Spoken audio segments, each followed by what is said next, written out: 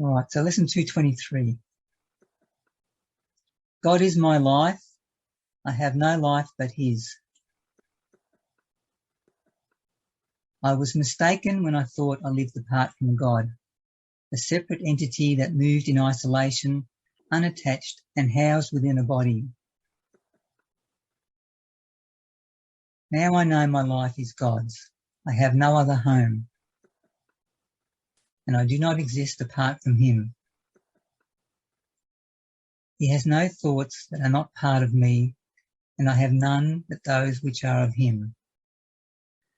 Our Father, let us see the face of Christ instead of our mistakes. For we who are your holy Son are sinless. We would look upon our sinlessness, for guilt proclaims that we are not your Son, and we would not forget you longer. We are lonely here and long for heaven, where we are at home. Today we would return.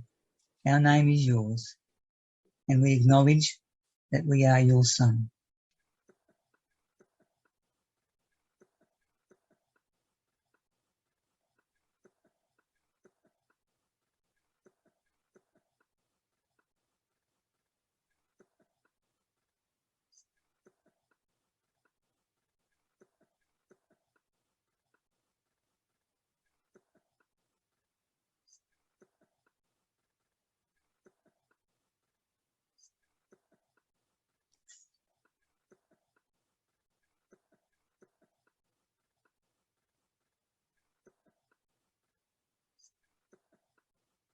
Well, welcome everybody, and welcome our special guest today, Cole.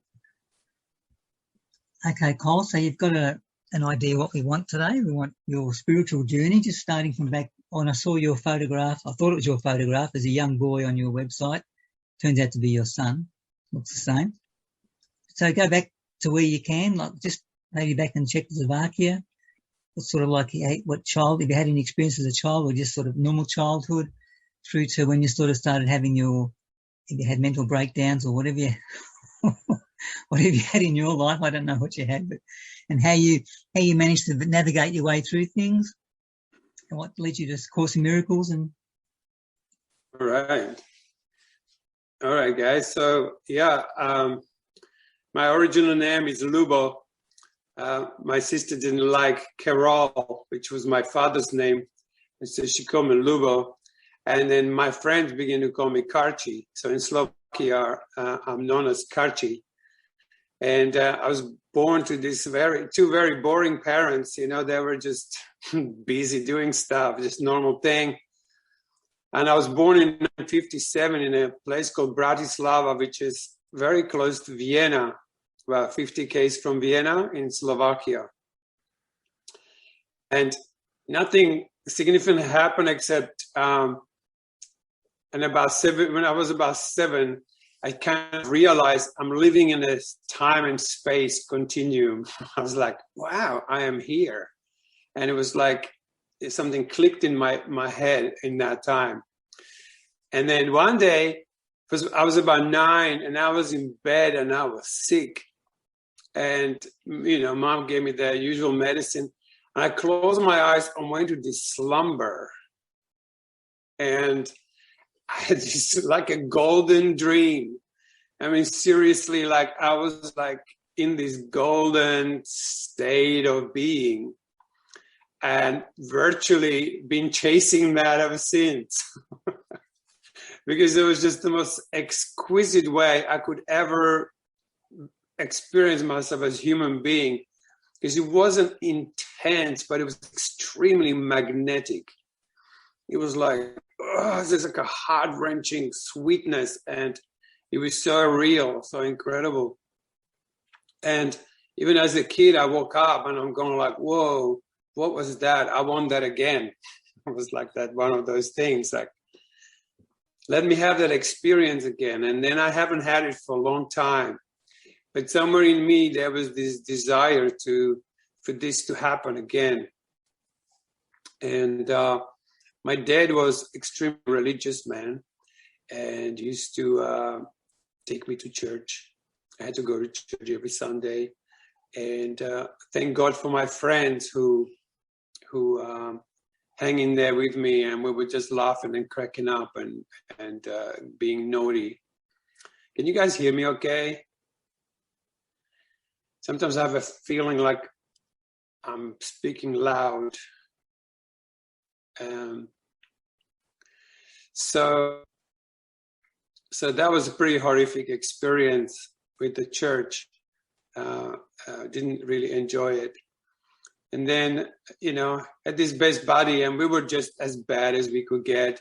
We were in this communist Slovakia, and things were pretty full on in there. Like when we were older, like the car would pull up and the police would come. They would take us for a whole day to the what's called like KGB or something, and they were interrogating us about some events and things like that. It was pretty intense in Slovakia at that time.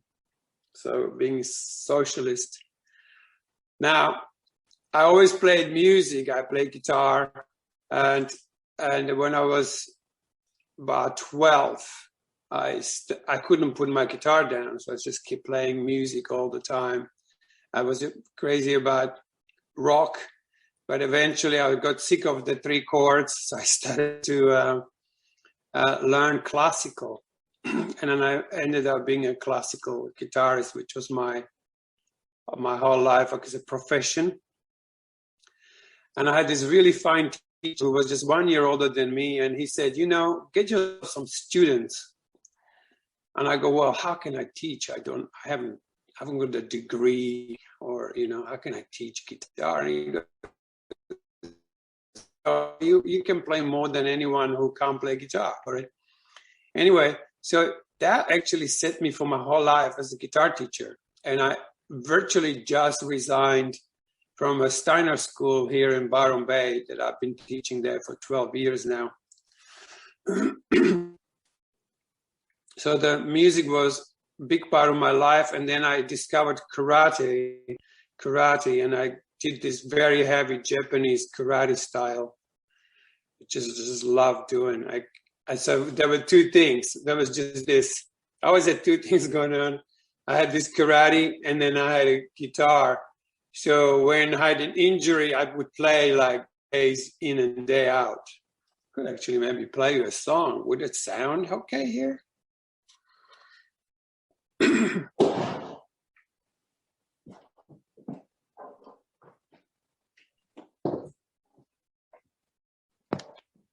Did you hear this?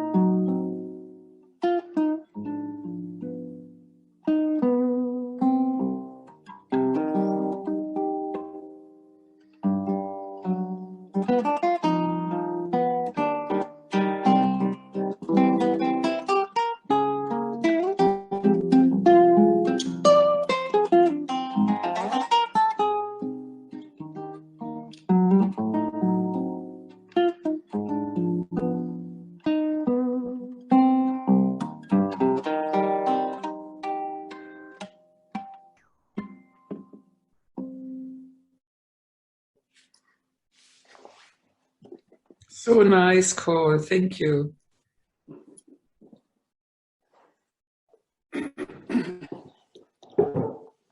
So, yeah, definitely couldn't put that guitar down. And so what happened next? And it came the teenage years. We were pretty wild. We leave home and we wouldn't come back for days. And We haven't done drugs in Slovakia, but we've done an enormous amount of alcohol. Alcohol was like a part of everything. You know, you woke up in the morning and a buddy would come and said, "Hey, let's knock it out." You know, the day before. So we did drink a lot. But it wasn't like a bad thing there because everyone drank. It was like a part of the day. It wasn't even an event. It was like whenever the opportunity showed up, we would drink. So that's what we did. Anyway, so I think I started doing a little bit of yoga and a little bit of meditation, and I started to look into esoteric books, just like a little peeks, but very briefly. And when I was 22, I wanted to go and study flamenco in Spain, and the Slovakians wouldn't let me. Actually, let me just click on this chat just in case. And I got really pissed off, and I went like, okay, I'm going to leave this country. So the next year I set up everything so I could escape, and I was smart enough to set it up that they would give me a permit to go somewhere. And I went to Yugoslavia, but the day I left, they put some kind of stamp in my passport and made it invalid everywhere except socialist countries. So I was left with this thing that I had to escape. So in the middle of the night, I jumped in a sea, you know, in some kind of whatever, sea or something, and I swam to Italy in the middle of the night. And it was like nothing. It's like, oh, let's escape. We left everything on a shore, and we just went in our swimmers to Italy in the middle of the night. And I never came back again. I was like gone. So it was like leaving the world behind. It's already occurred on that level. So it's like, yeah, I can just let everything go of everything and just start brand new, which I still do. So I came to, I was in this crazy camp in below Rome. And the first thing I bought is a flick knife because it was so dark in there, and it was just these gypsies, and it was crazy. You know, there was a queue. You know, you sign up for a country, and then there was a queue. And if someone got killed, the queue got smaller. So like 4 people died while I was there. So it wasn't a walk in the park. But most of that time, I used to just roam and go to Rome and just hang out or play on the street, or didn't have a guitar. So I went to first I didn't have a guitar, so I went to the shops, and I just grabbed any guitar and I would just practice in the shop so I could just keep my guitar going. Anyway, 3 months later, I was in Australia, and basically, you know, the usual thing, I just thought I'm going to come here and make these big dollars and buy myself a nice place, and I'll be happy. So I did that really fast, and had a house, beautiful house in Sydney, in Bondi Junction with the guys in Australia. And there I was sitting among these most amazing guitars and beautiful stereos and everything, and I was unhappy. I was so unhappy. I could just cry. I'm talking about it. It was just horrible. I was like, wow, my whole dream just fall into bits. And that was just that, almost, you know, that line that we heard so many times. I was like, there must be something else. And I think that was the day when it all began. Because next day, I was going by another pair of speakers because the 15 I had wasn't enough. So I went and buy another pair of speakers. And I'm walking down the road, and suddenly there is this voice. And it said, you don't need to go. And it was like a thunder. I mean, it was seriously the loudest thing I've ever heard. It was the most exquisite thing I've ever heard, apart from my dream. And I just made immediate 180, and I was starting walking back. But for 3 days, I was so taken by this voice. I mean, the voice just floored me. It was just that same line, like Jesus says, you know, like, drop everything and follow me, basically. That was that moment. And then it was really quick. Suddenly, like, a friend of mine comes over and drops a Course of Miracle book in my room and said, man, I bought this, but I can't read this, but I think you like it. He gave me a Course of Miracle book. Hang on.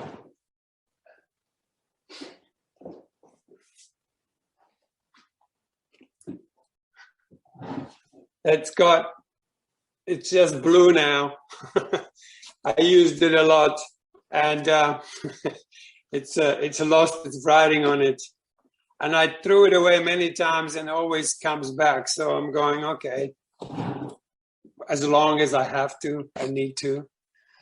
So I really did this book, and I started with the workbook, which was very useful to me. And one day I went to this ashram where I used to escape to from Sydney to relax.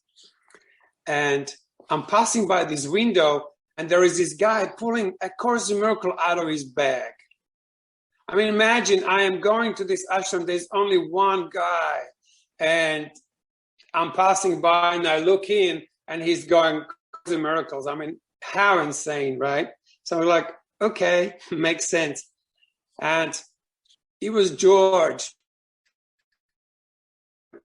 Teddy, maybe you could remember George. Do you remember George? No? He was a mathematician or something. Who would remember? Anyway, and I was having some like Marion Williamson tapes because that's all I could find at that time. And we were just walking, and I said, hey, I've got these amazing tapes. And he goes, yeah, I've got these amazing tapes too.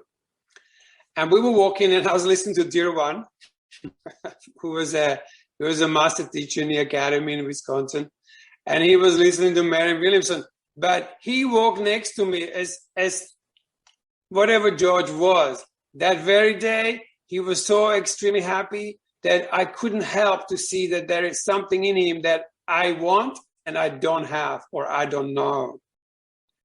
He was somewhere already touched by not Course in Miracles theology, but the experience. Somewhere he was around people who were having an experience of Course in Miracles, which is the key of the Course. You know, Jesus says it like, seek only the experience, right? So I'm going, wow, what is it about you, man? You just look so happy. You're like, I've never seen anybody this happy.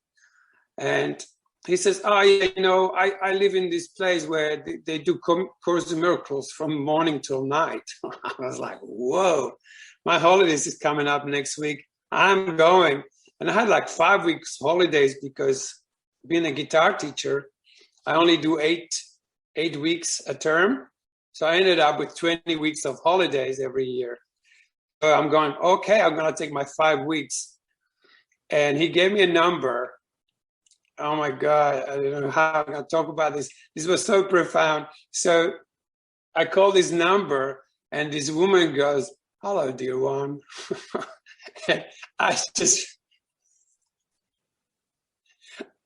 melted. I was going, oh my God. She just said, hello, dear one.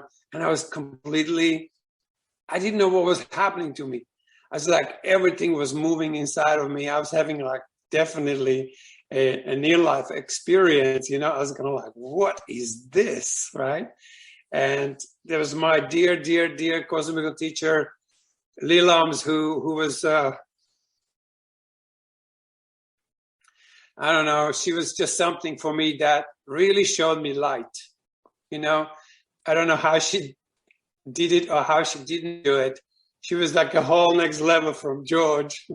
It's like, she was really like for me at that time, she was like a feminine embodiment of Christ.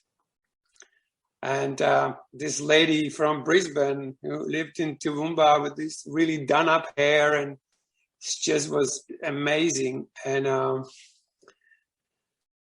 anyway, a week later, I'm at the academy in Toowoomba, and we're doing a course 24/7.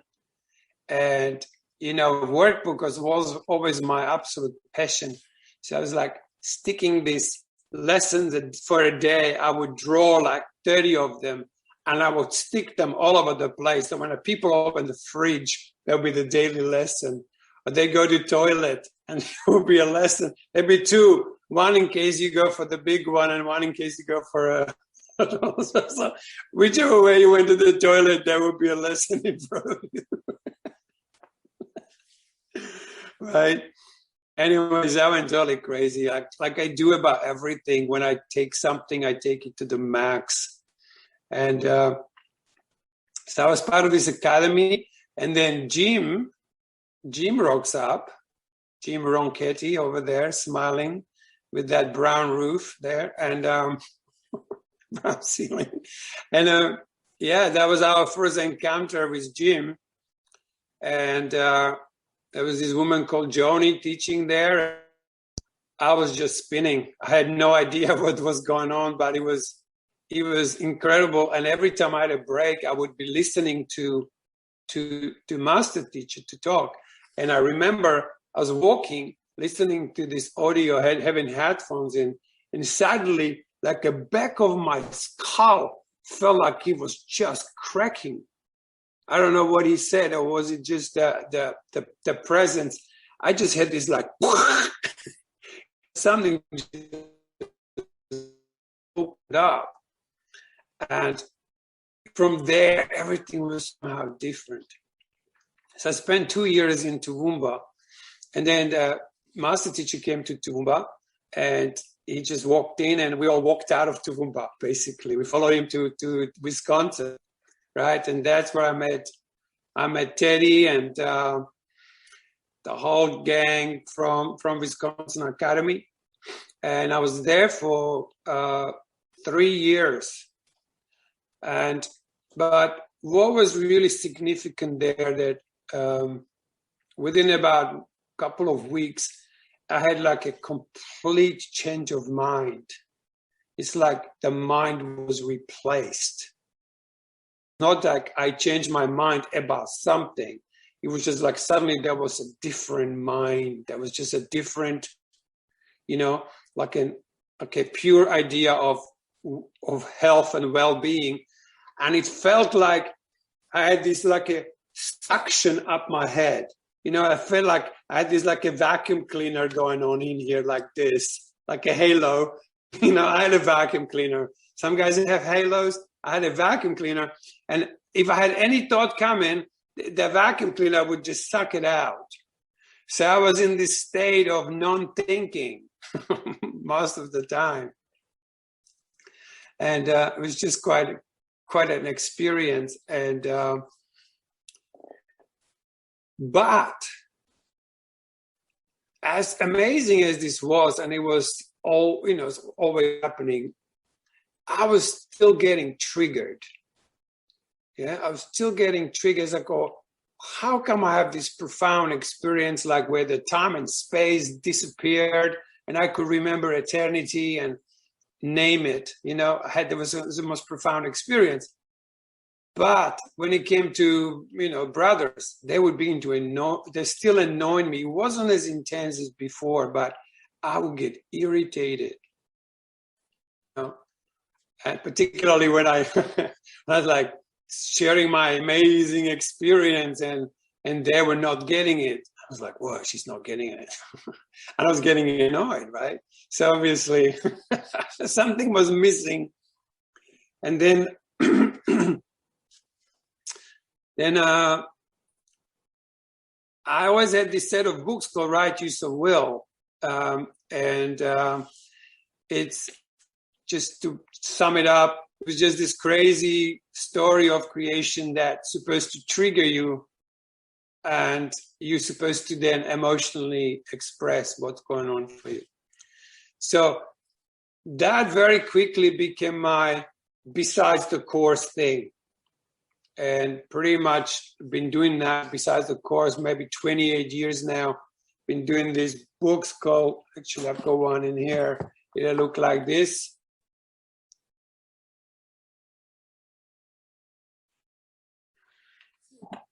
And they were my other thing. I could never do them together. I couldn't do Course in Miracles and Write Your Soul at the same time. It was just really screwing with my brain. So I just did one at a time. And I was in the academy and we started doing, I was going out with this beautiful woman called Lindley, and we were just reading these books in the academy. And they were opening up a lot of darkness in me. And because there was a lot of light in the academy, it was really very bright in there. At that point, I just could not go to session room, but I could sit like next to the session room, and then it would be far out. Like that amount of light was good. Anything close to the crew was way too much. It was way, way wild. And I was very sensitive because I was touching onto feelings that I didn't even know I had. And I was learning how to express them, but I made one big mistake. Instead of expressing feeling, I was talking about them. And feelings have a different way of communicating altogether. Feelings have an amazing capacity when they're alive. They have an amazing capacity to share themselves. So we begin to feel each other like we've never felt each other before, right? So anyway, I did this Righteous of Wool. I spent about 3 or 4 years in Wisconsin and then came back to Australia. And they were just setting up an academy in Byron Bay. So I was part of that for a while. And then Teddy came over and was the main honcho there. And that was pretty amazing what was going on down in that room as well. So I did music. I was playing music for the sessions, and it was crazy times. Then, because I want to talk about like the main experiences. So I'm in this academy and I'm living inside that building. I'm opening the gates. I'm making sure everyone clean up their dishes after lunch. I had guys coming and talking to me about their nightmares. And I was like a 24/7 full endeavor. Then Liberty came, which is another beautiful friend of ours. And she says, "Call, teach workbook." So every afternoon I was teaching workbook. And at about lesson 70, I apologize to everyone. I say, guys, I'm so sorry. I'm so full of shit. And then came lesson 35, and I completely broke down. And I remember I was closing down the academy. It was evening, 5 o'clock. It was just like now. It was raining and cold, and it was very close to the beach. It was awful. And I was feeling awful. And I got really crossed because I'm going like, God, I'm doing this workbook now. I don't know how many times. I had this crazy sort of like an awakening moments, and I'm pissed off. I am so pissed off. I'm like, what is this? And I just went out of nowhere. I just went, I'm going to swear because that's how it was. I just went, Jesus, God, whoever the fuck can hear me. What the fuck is going on with this shit? You know, I was furious. And I got to my room and I sat down, and this voice says to me, "Are you ready?" And we know this is one of the beautiful things, you know, when their voice speaks, it never says much, at least to me. Like, I don't know how people can write a whole page what the Holy Spirit says, because it was never my experience. It was always like one word or 2 or 3 maybe, you know? And he goes, are you ready? And watch this. At the same time, the sound was like, you are ready, you know? And miracles are needed. Come on. And I went, yep. And as soon as I said it, it was like as if this presence of Jesus just stepped back. And he didn't want to say anything, but it was more like, here, welcome to the kingdom. But that was just this like, here, you know? And holy mackerel. That was one of those moments I'll never forget. And one thing that was really astounding about it was that suddenly I had this whole journey in front of me, like, and this is what you're gonna do now. And the next day I packed up and I left. And I had this van.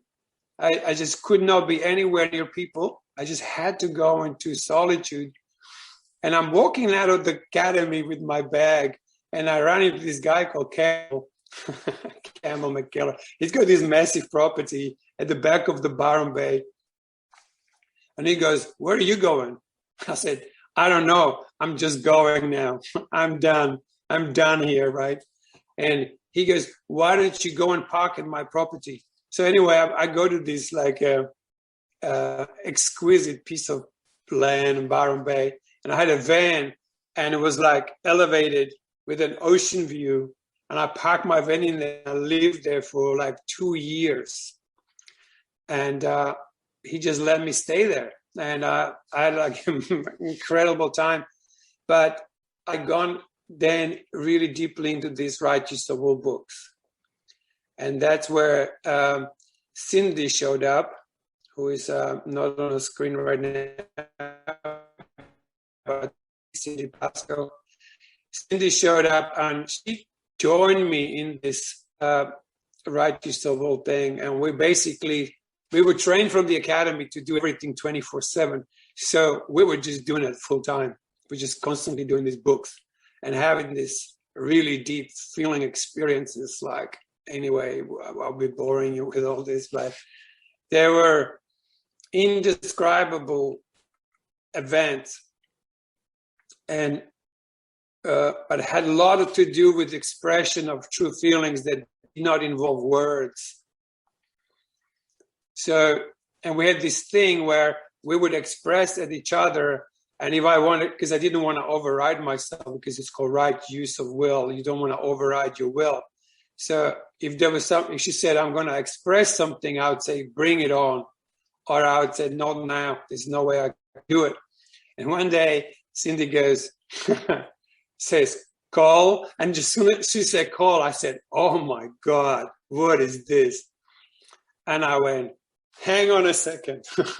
There's no way I can handle this in such a close vicinity. So I kind of walked down the paddock about 20 meters down, and I look around, and I was going to go like, okay, go for it. And I'm going, that's not far enough. So I went another, 5 meters away. I turned around and said, go for it. And I don't know what happened, but Cindy birthed this light that virtually I could feel it going over my head, you know. So we had a pretty crazy stuff going on. We were like on drugs. Sometimes we would read and we would like fall asleep unconscious. We would wake up and go, what the hell was that?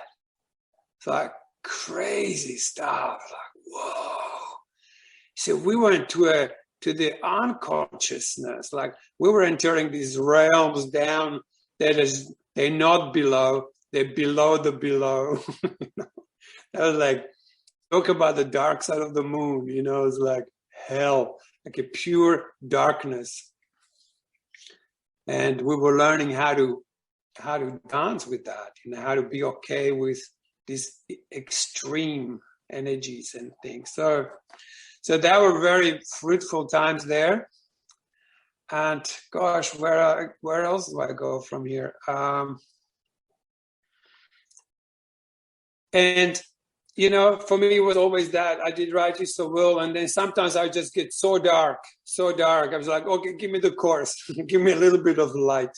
So I just give myself a little time out and make myself happy again, because some of those experiences were pretty not very happy times, but amazing at the same time.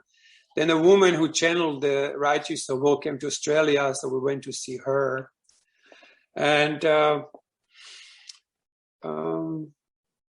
then I kind of,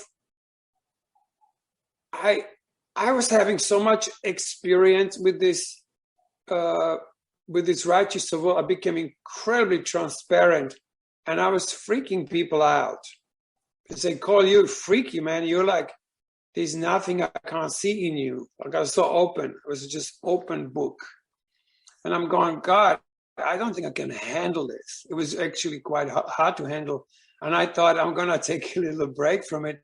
And I never really returned to it with such intensity as I did it up until then.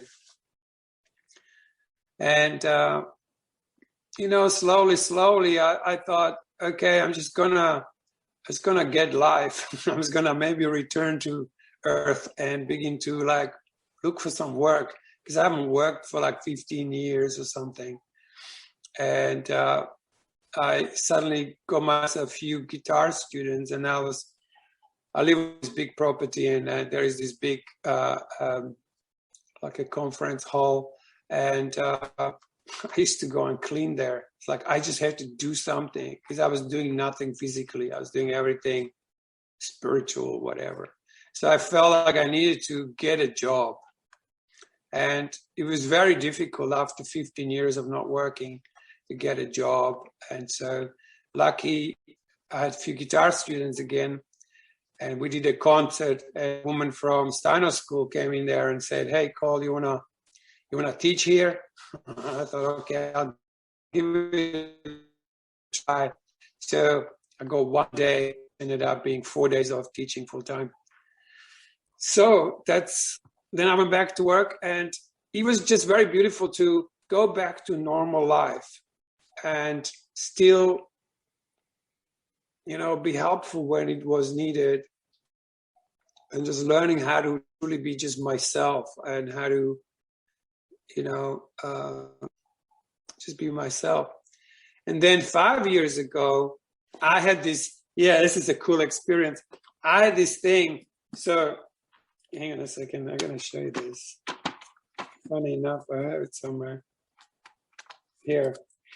When I was leaving the academy, there was Lilam's again, right? And she goes, "Cole, I just give you this little card," you know, and it has some kind of prayer on it. It's very sweet. She was just giving them away. Something about connecting to the Holy Spirit. Very beautiful. I can't even read it because it's kind of faded. But I had that in my Course in Miracle, in this old, you know, in this worn out book. And one morning I'm going, where is Lilam's? I just could not get Lilam's out of my head. And I'm always feeling very teary when I talk about Lilam's, because she was like my first light, you know. So I've got this profound connection to her. And it says, where is Lilam's? And my whole morning I was possessing about this until about lunchtime. And in the afternoon, for some reason, I pulled my book out of the shelf. And what comes out? This. I'm going like, that's insane. I was just thinking about Lilam's all day. And then this comes out again.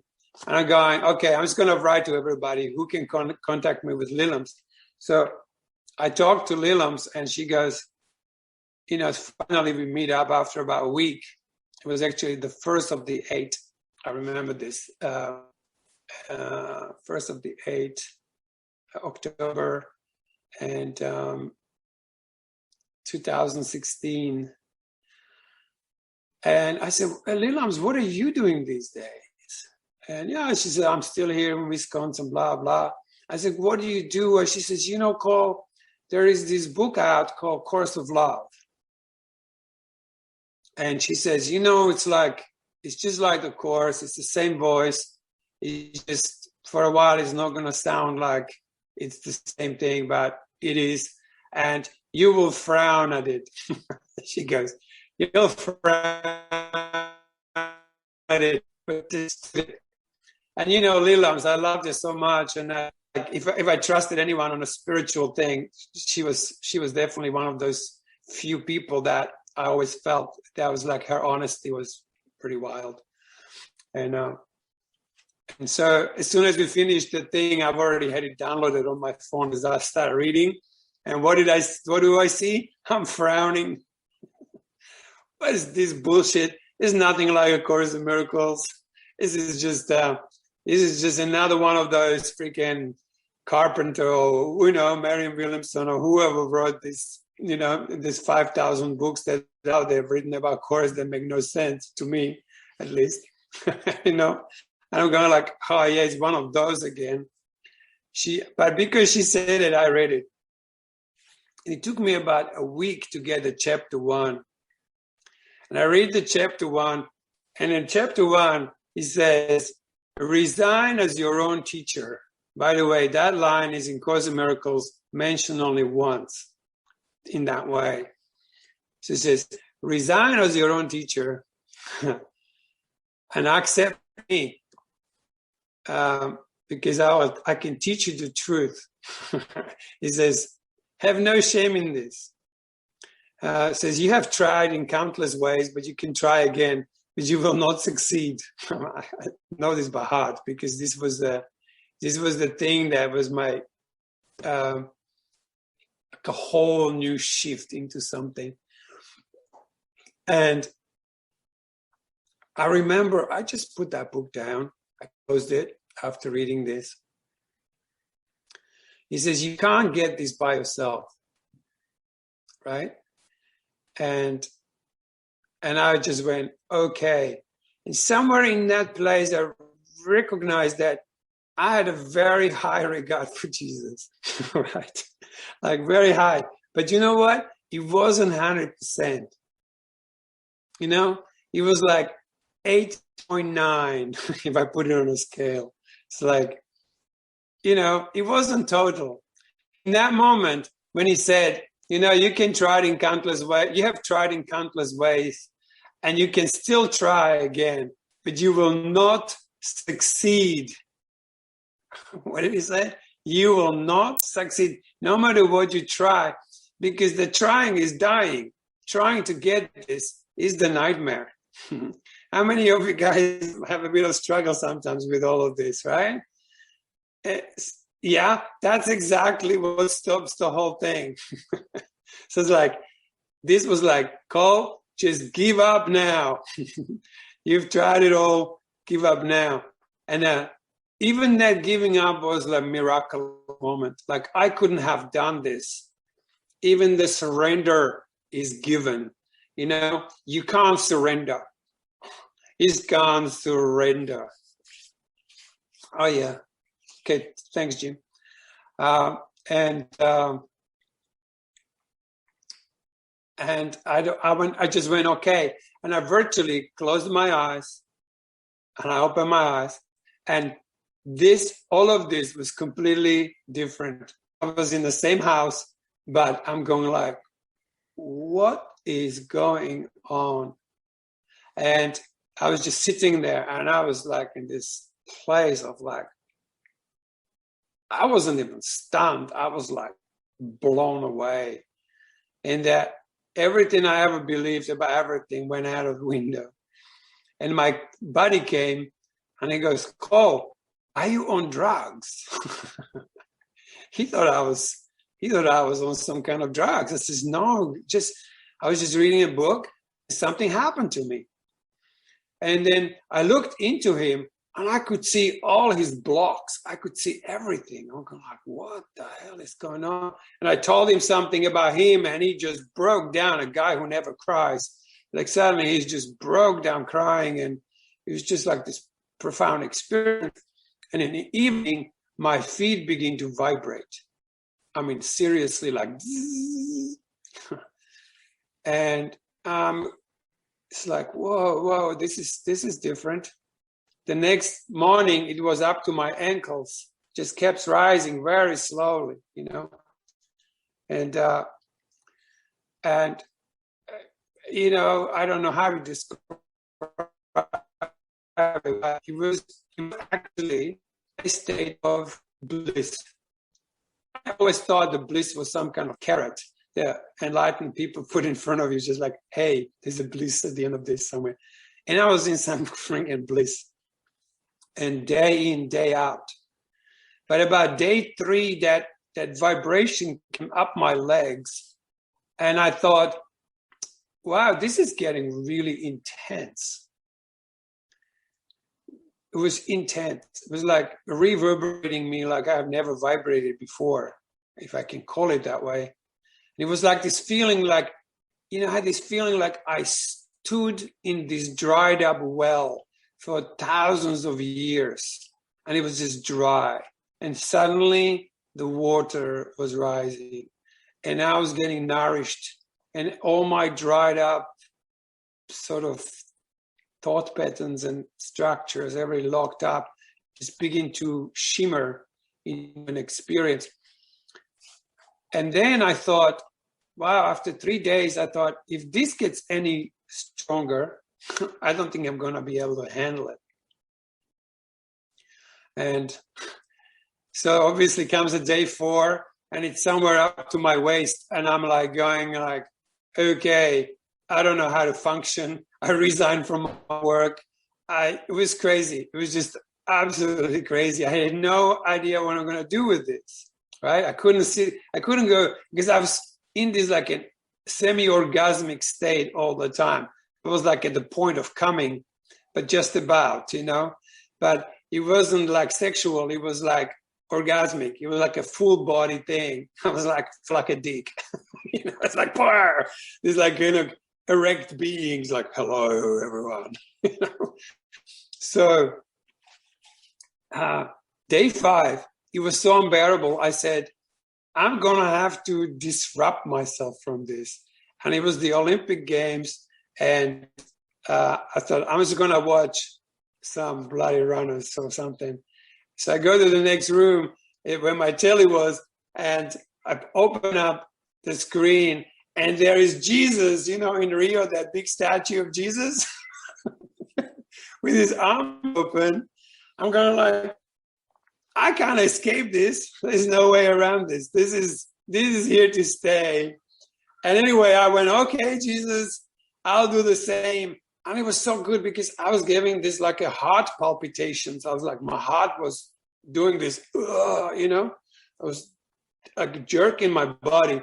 And I went like this, and suddenly the flow began. I was like, oh, and it just went through my head and through my head. And it's just this constant coming and going, getting in and out, like exquisite state of being, which went for 40 days. I had this like, when it actually began to slow down, like day 35, 36, I'm going like, oh my God, I'm going to have a little bit of peace from this. Like, how would you have, you know, peace from this? And Jesus says it in a manual for teachers. He says, what is the peace of God, you know? And he says, it's an incomparable experience to anything you know now, right? Because we have all these images of what awakening is, what enlightenment is, what Jesus is, what God is. They're all limitations, just limitations. And suddenly you are in a place where you can't compare it to anything. I never even heard anyone talking about it this way. I heard all sorts of stories, you know, like some gurus or something, but I'd never heard it like this, what was going on. It was just one intense kind of thing that when it stopped, I was almost like relieved, but it really never stopped. So that flow is there all the time. So that was a big milestone. And then I couldn't read A Course of Love. I read that first chapter, and I just could not read that book. I couldn't do anything, really. The only thing I could do, one of my friends recorded it, and I listened to the epilogue of the Course of Love every day. I was like, that's all I could do. And then I haven't touched Course of Love for about 6 or 7 months. I just couldn't open it. I was like, don't give me anything that gives me that experience again, because it was intense. And I was glad that I knew some stuff, and Jim just mentioned it, like completely missed on my my men's work that I do for the last 20-something years. So I'll come back to it in a second. You guys okay with all this? Yeah. So, yeah, and then I started doing Course of Love for a while. And, you know, did a couple of Zoom groups and just thought, yeah, okay, this is my next thing. And then it just began to kind of like, even just this year, I suddenly doing it less and less. And at the moment, I'm hardly ever opening it. But what happened at the beginning of the year, you know, because I'm of Slovakian origin, I always translated some of the lessons into Slovakian. And one of my friends in Slovakia said to me, says, Cole, you know what? People getting to know Course in Miracles now in Slovakia. And I go, really? And I thought, okay, I'm just going to, because I'm a musician and I have a little recording studio. So I'm going to record A Course in Miracles in Slovakia. And I stayed on it and actually counted it yesterday. Since January, there is 320 videos on a YouTube on A Course in Miracles and some other things, a little bit of Righteous of Will, like my little sort of soup. But mostly there's 152 lessons. Yesterday, I ran into this guy somewhere on some page, and I told him about I'm looking for narrators, people who narrate, and he is actually Czech, and A Course in Miracles is in Czech language. And I said, listen, do you want to record something?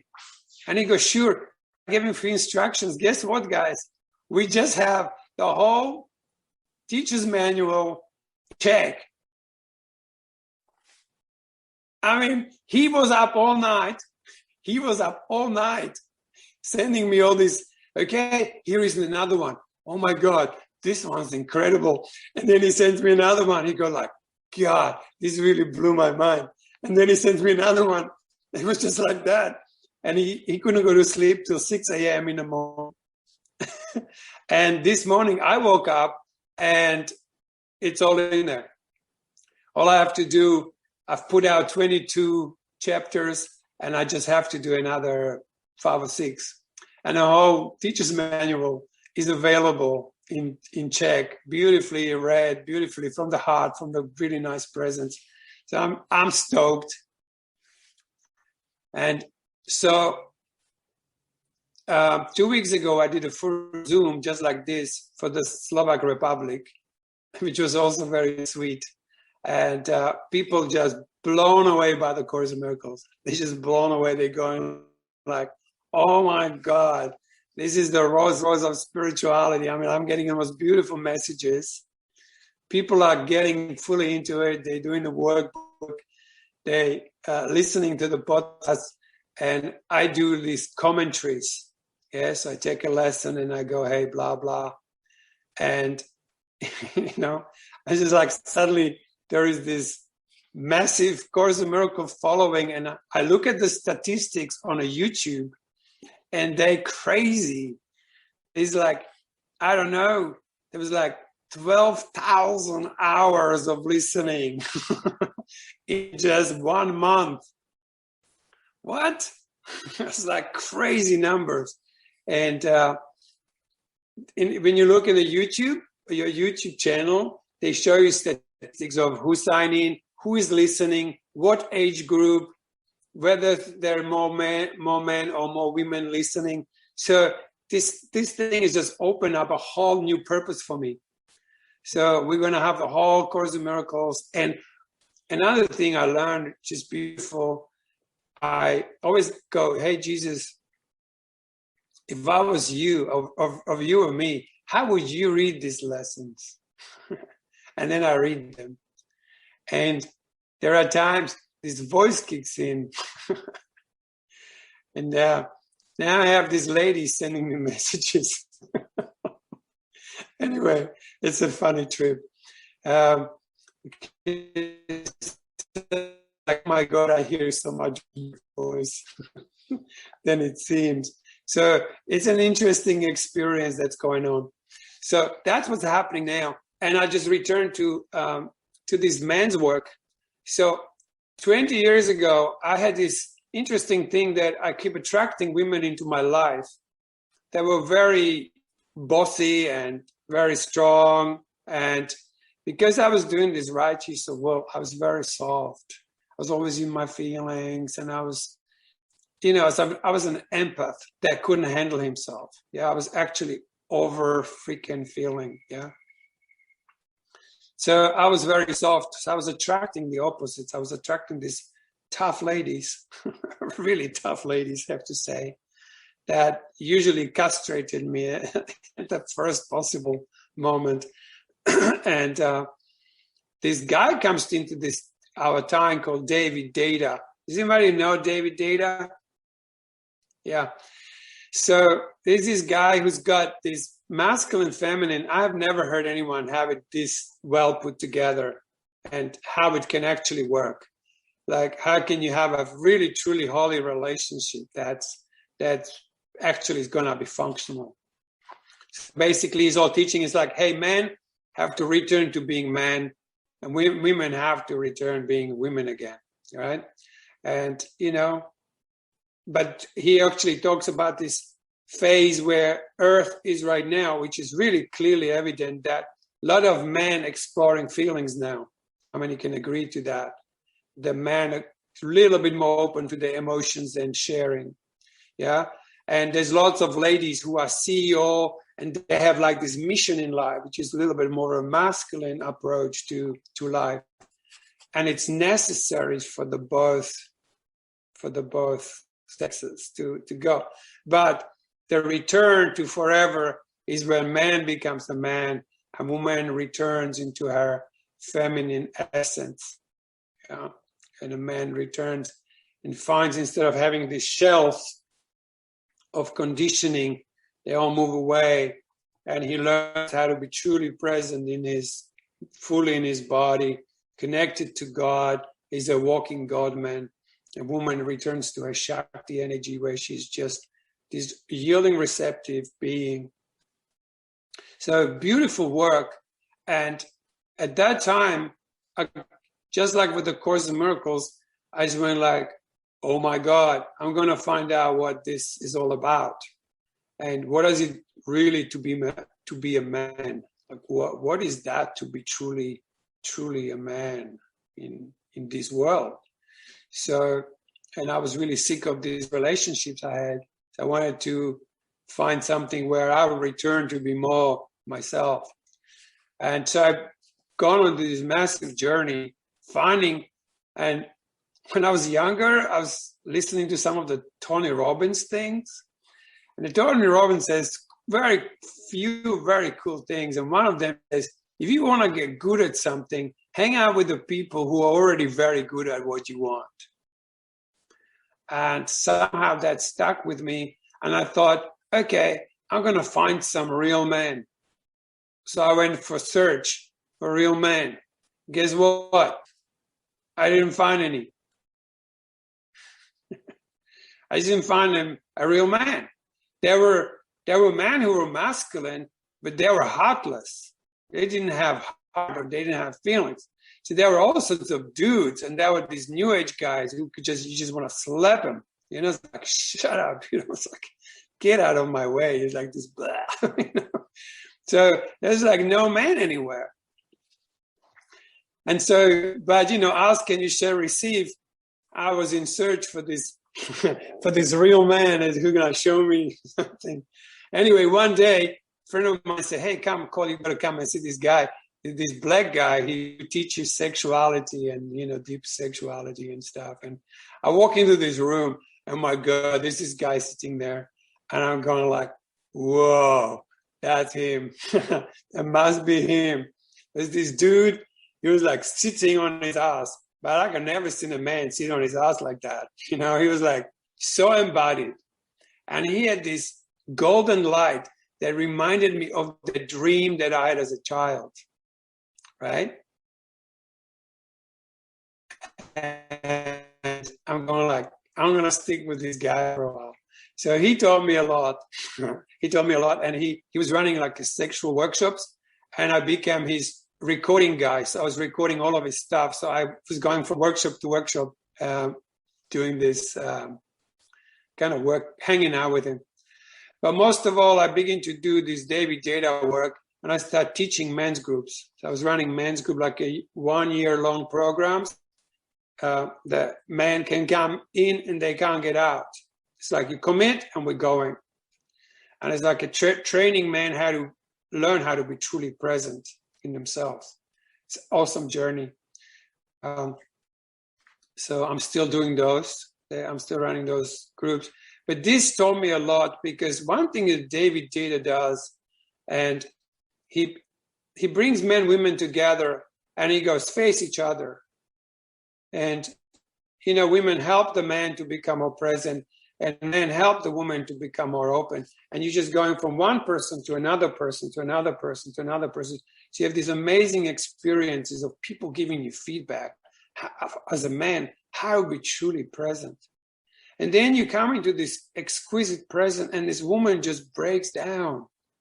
And then I go to the next woman and I go, hello, how present do I feel? And she breaks down, because she suddenly feels a presence like she's never felt before in her whole life. But you know what? I have never seen women so open as I have seen them at that time. You know, I've seen such an openness that I bow down. And I went, oh my God.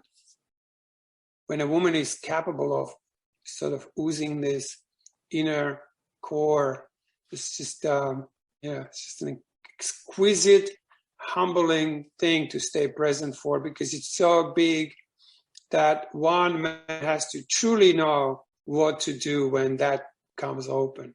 So this has become also a very big part of my life.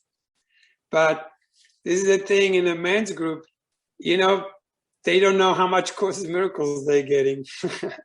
And what I've learned, I learned how to teach Course without teaching the Course. You know, how to just say something completely different. And the man is sitting there going like, something's happening to me that's beyond normal. So the men's groups are, they're really quite a phenomenon. And the more we're doing it, more we're going into this very deep place. That's where we begin. And so, is there anything else is there any questions or something? Yes, there's a question. Yeah, I would like. Okay. Go on, who's Christina? Yeah. Thank you.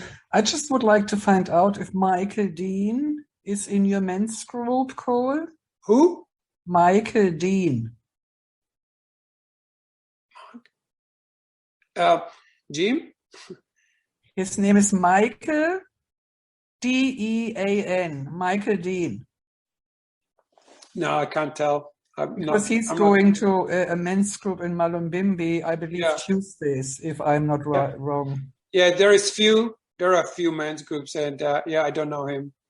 He must be going to another one. There are many men's groups in here, but a lot of them are just like, you know, the guy's holding a bone and talking for 10 minutes. And I'm not really into that kind of stuff, because they just get caught up in their stories, and I'm like, bores me to tears. So my groups are not much of a sharing groups. They just like, hey, face me, where are you? You know, they in some way confronting, but they challenge, because the masculine grows by challenge. So we challenge each other in a way of deepening each other. This is quite a different approach. So my groups are more like training groups rather than sharing groups. What day, Cole, and what time? It's also Tuesday, 6 o'clock here at Mevlana. Okay. Jim's at the door. Jim's the doorman. He gets the money. And it's like, yeah. Okay, anything else? Kim, did you have a question or want to say something? Yeah, I'm just wondering what time is left before I speak. Like, what time is left in this session? It's not really any particular time, so Okay. Right. We're open. It's more what I'm wanting to do, I guess, is say something, and I'm interested in just for you to respond how you respond. I lived in a meditation community at one stage for 4 years. But anyway, I had an experience many years ago that was similar to what you were talking about with your friend when you were camping in your van, where she exploded into light. Yep. And I don't know if that's what happened to me from the outside, but from my experience, I had an experience where I was sitting in a group with my meditation teacher, mentor, and I could see millions of pinpoints of light. Yeah. And I just felt love. I just felt so much love. And of course, I always remember that experience. And I spoke to my teacher about it a long time ago. And I've been contemplating for quite a while to talk to him about it again all these years later. But since then, of course, I've been living my life after having that experience. And that was a long time ago. Right. You know, I was probably 30, I'm now 57. And it's just on my mind. I think now that my son's 17 and a half, I feel, you know, and I'm at that period of my life where I feel I've had more time to get back into spirituality or whatever. Right, yes. And I know I have some fear about talking to him about it, but I know what to do about that. But anyway, I'm just interested in your response to that statement of mine. Yeah. Yeah. Well, first of all, as soon as you went there with your memory, I can feel that experience. You felt something? Beauty. Huh? You felt something in your body? Yes, I can feel it. I can feel you because my body is like a barometer, like it's so kind of receptive. And there is the feeling has an amazing capacity to share. So when you share an experience, I'm on it. Right. That's like a new way of communicating. Instead of you telling me about it, I'm already get a sense of it. So what were you experiencing in your body? Yeah, it's like I can feel that kind of light. I mean, it's probably not as specific, but I know it was a real experience. Yeah. Like we could just go into silence and it just begins to come on again, because it will never stop. It is like an awakening forever. Yeah. But the one thing with an awakening is that don't get stuck on that awakening, because there's a next one coming. And there is a next one as you can handle it. And there is a next one. So it's not like, ooh, I'm awake now. No. You always keep awakening. Yes. Yeah. Yes. And I think just that your desire to have that, to go on now, return, it will draw to you what you need for that next thing. It just comes, I think it comes naturally. Okay. Yeah. So, yeah, that's good. And I really enjoyed your talk. And but I'm also interested, like when you say as I was talking, you're experiencing things in your body, what sensations or smells or whatever were you experiencing in your body, or what could you see, hear, smell, taste, or whatever? It's very alkaline. For one. What does that mean? It's very alkaline. It's like, when you have this really nice flavor, it's like your whole body turns into alkaline. Virtually, to me, it was like changing my alchemy. Like the alchemy occurs where the chemistry in the body just becomes completely different. And it is like, like an elevated state of being. And I'm not in it 24/7, but it's there. It's always available. I could just stop anytime and just close my eyes and it begins. Boom, like ignites. It has vibration, and it's delightful, and it smiles me. When that comes, the smile comes with it. I wake up in the morning and I got a smile on my face. Or go to sleep and I turn the light off and just like, you know, I fall asleep smiling. You know, I'm not trying to sell something in here, but it is it actually does. It is kind of blissful in a way, but it's not the meaning. It's not the end, you know. That's just a part of it. It's almost like it just happens when. Because for me, how it works for me, the way I understand it is that, you know, you have this upper self, which is more thought, and the lower self, which is more feeling.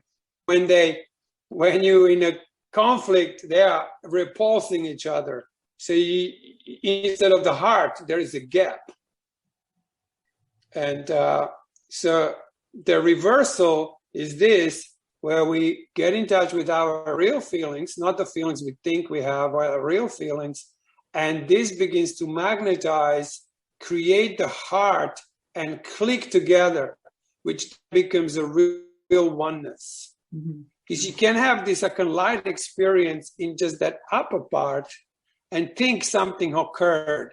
And I think a lot of Advaita people, they sit in this like this upper light. But if something emotional happens or you trigger them, they're out. They're only good if no one's around and they're sitting in that little bliss bubble. For example, I'm not putting it down in any way. I'm just saying that's kind of like a singularity just of that itself. To me, is not too interesting. You know, I can have plenty of light up here, but it gets boring after a certain while. It's not integrated. Do you mean it's not an integrated? It's not integrated. Where when this awakes, and for me that was an awakening. There was I actually didn't mention that either. I briefly said because it was profound. With my girlfriend at that time, Lindley, we went into this Australian bush near Toowoomba, and we spent 10 days just doing these Righteous of Wool books. And we were devastated because at the end of it, we just sat there and we felt like we just wasted our time. And then we're just sitting at the end there, and she just went, it's like, oh my God, Carl, did you hear that? And I had this, my head was like bowing down. I wasn't doing it. I was just bowing down. And, you know, these Righteous weeks, they're all about this, you know, like we, in the Course of Miracles, we all in a Father. These Righteous books are all about the mother, you know, awakening of this mother of everything with the feeling, the pure feeling, you know, the Virgin Mary feeling that's just birthing itself brand new all the time. So we had experience of that, and it was extremely magnetic, and the whole outside reality slowed down. It was like a slow movie. Everything just went and moved as if in some kind of trance, you know. So that was also very strong level of, I had an awakening up here, but then I had an awakening in my belly. And it was as real as having that thing that happened to me in the academy in Wisconsin. But only when this bottom part ignited that I could truly feel the heart. It's like there was like this birth of heart in that moment. And it was like unlike anything my ideas of heart could not fit into that. So it was more like a wholesome, you know, integrated, very integrated sort of, mix it all together with all this man stuff that I've been doing. Yeah. You've just given me an idea because I've been at the moment focusing on grounding and centering in my heart. But as you were talking, I was thinking I could try experimenting grounding and centering in different parts of my body. Yeah. What would happen? Yeah. Yes. Yeah. If anything, I'd say feel all the way below you. What do you mean below? Yeah, even below you. Like there is a whole thing, like downstairs, there's this whole other thing that's going on. That. What do you mean by downstairs? What are you talking about? A part of the body or outside of the body? Yeah, like almost like, our legs, we think our legs just drag us from one place to another. They're actually like these amazing receptors. Okay. When they become sensitive, everything turns into this elevated self of form, which is ignited. So like, like my feet begin to vibrate. But with that, I could feel below me and was like, wow. It was a complete wow. Did it feel like the ground was It's vibrating? a whole other part of me that I didn't know existed. And if anyone has that awakening in them, it was very easy to communicate on a very different level. Like, that's why I hang out with Cindy, because we don't talk much. Like, I talk a lot right now, but when I meet with Cindy, we just drop into this realm. And it's like, whoa, hello. It's very slow, and it's just beautiful. It's just this continuous, and then she reflects it back to me. So it's not just I'm tripping on some high or something. She goes, oh God, there it is. And I go, yeah, there it is. And you can't talk about it. You can't name it. You can't, but it can be felt.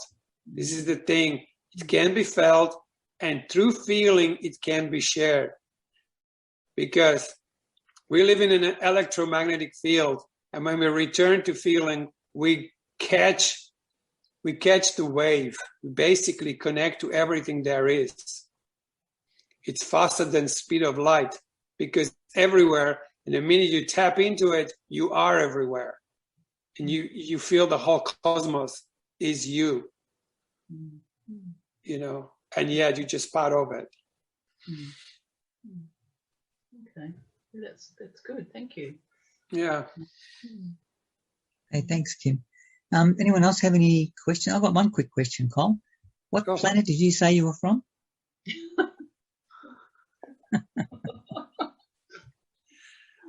I come from Pleiades. Ooh. Yeah. Oh, this is Clive. Hey, Clive. Hello. So, so I've had a lot of peak experiences, as we all have, I'm sure, but I've also had some really intense physical experiences through athletics and things like that. And my mundane question is, how long did it take you to swim to Italy, for God's sake? I don't know, 45 minutes. Oh, good. I didn't go across or anything. I just overswam the border from Yugoslavia to Italy, which is close to Trieste, about 10 k's away from Trieste, but I only swam like half a kilometer. It wasn't like I swam massive amount. Okay, I was just checking because I took a ferry there from Yugoslavia to Italy, and it was a day or so, and I couldn't. Well, you must have gone.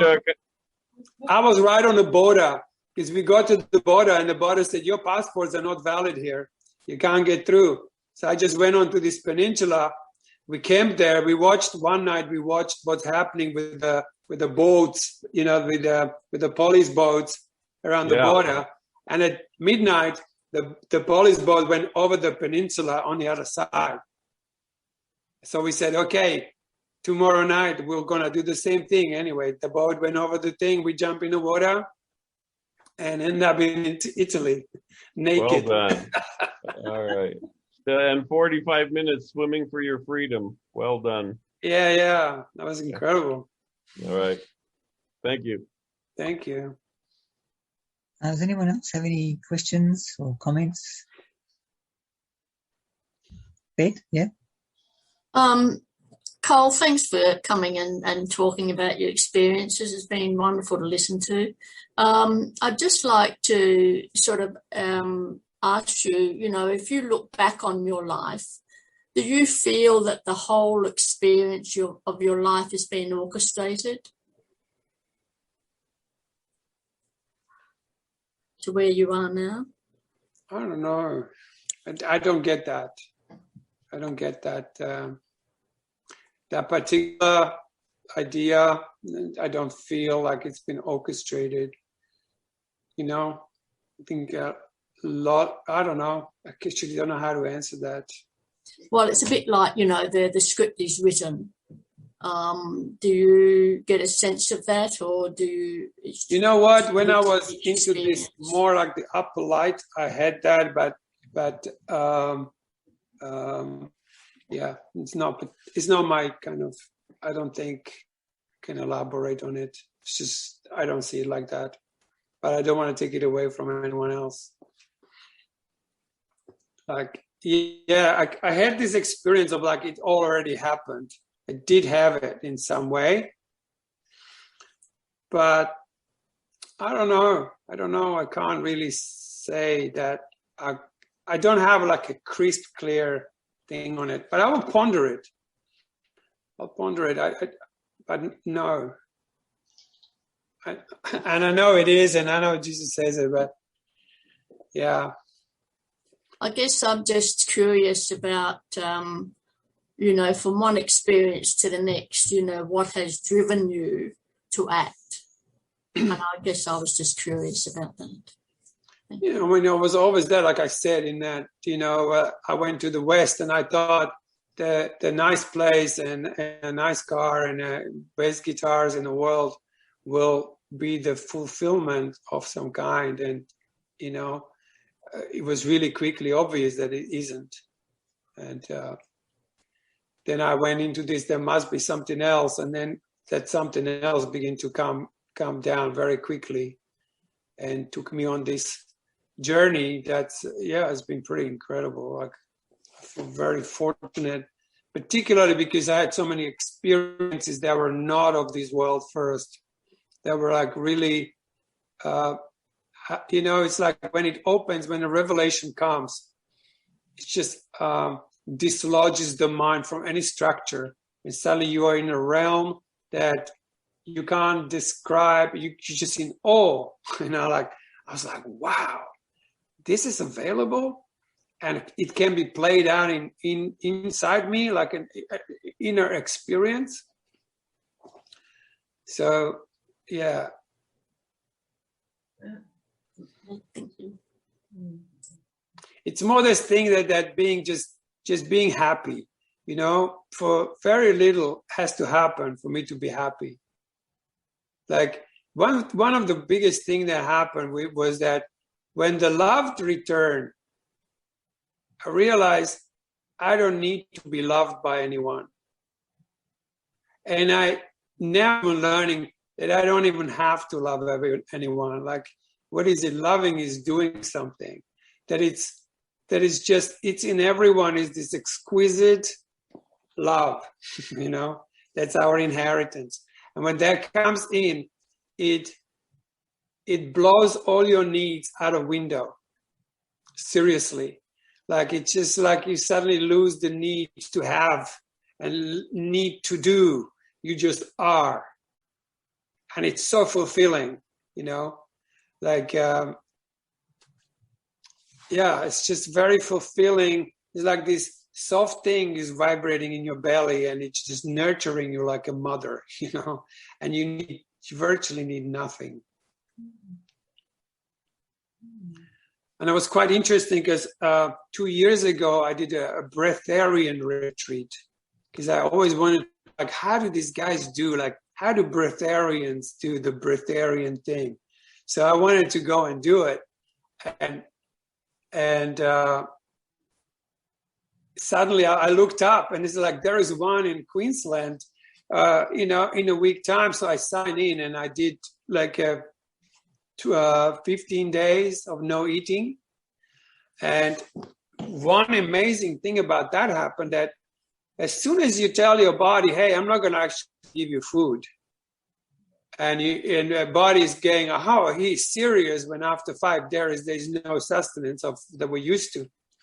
The body goes, oh, well, no big deal. I'm going to get my energy from somewhere else. And that was an amazing learning. It really blew me away.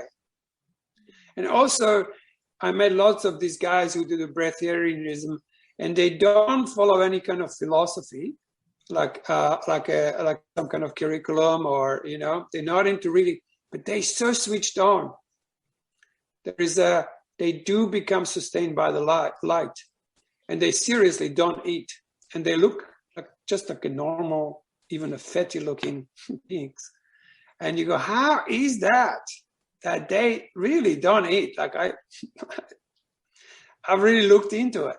I met a lot of them, and they just learn how to get energy from different sources. Because do you realize how much energy you actually spend getting food?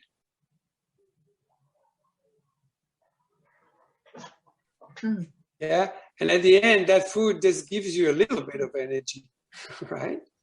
Many times you were hungry and then something exciting happened and you didn't eat for 2 days and you were like, wow, I wasn't hungry, because you were alive.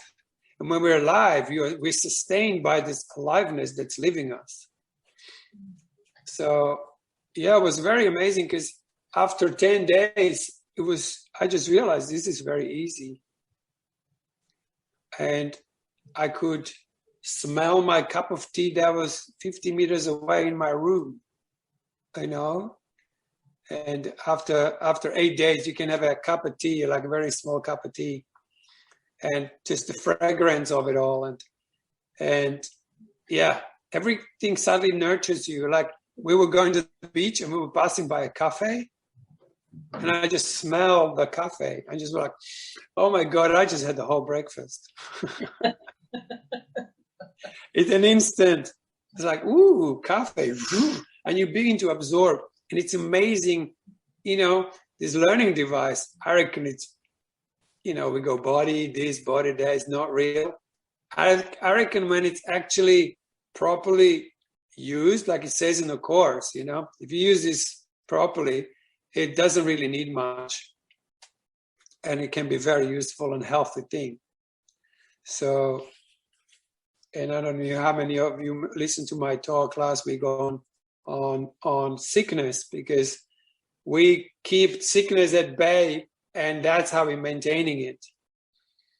You know, we're pushing it down, and then rather than allowing that which causes sickness to come and express.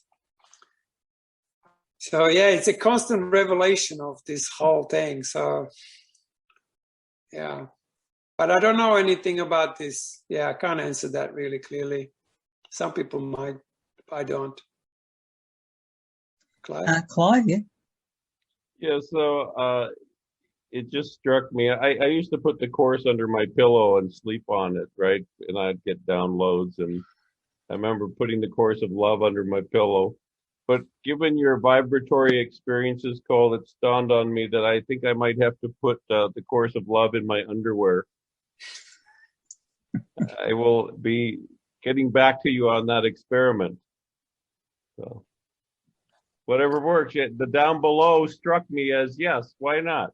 You know, it's like this, like with, I think it's with the both books, you know, with the Course in Miracles, like, you know, it's asking you to feel it.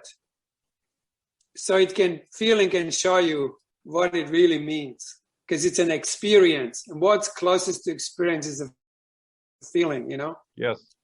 You know, you can't experience thinking, but it's a feeling thing. And so say it again? You might do better with a short story book. So this week, we see I couldn't hear you. Say it again. You might do better with a short story book. Thank you, my friend. Continue, Cole. Yeah. Anyway, one thing that I would suggest, that if you ever open it, then feel it more than think about it, you know. But the same with the Course. For me, the Course in Miracles has taught me how to feel, because it prepared my mind to be present for this level of feeling that a God's presence is. You know, he says, I feel the love of God within me now. It's a feeling thing. It's not just an idea in my mind. It's an experience of unspeakable vibration. Call it vibration. I mean, you know, for the lack of the world, just so we can, for the lack of words that we can use, but the experience, it begins to vibrate you. It begins to move you. You know, the life takes over. That's why I call it near-life experience, because when this will in you ignites, it will take you. So in that sense, in that sense, I could say it's better, you know, I could say, I am taken by that. And, you know, I'm going into the will's own predestination. It's taking me where it's taking me. But I really believe in this individual will, because the individual will is not in opposition to divine will. It's not. And you also have a choice, and then you also have the capacity to create. I mean, that's the whole shebang. When you finally give up, your creation in you begins to create like God does. And you begin to experience the newness. That's why we can't define God, because it's always brand new. We think there is this like God and it's always the same. No. It's the same thing. It never changes. It's always different. You know? It shines a light. There's a movement. There's love. There's light and a movement and joy. It's not, joy is not this. You know, joy is like, whoa. You know?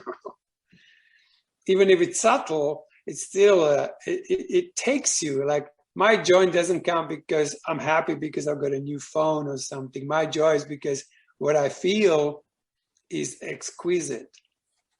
And it's constantly birthing itself to a new self.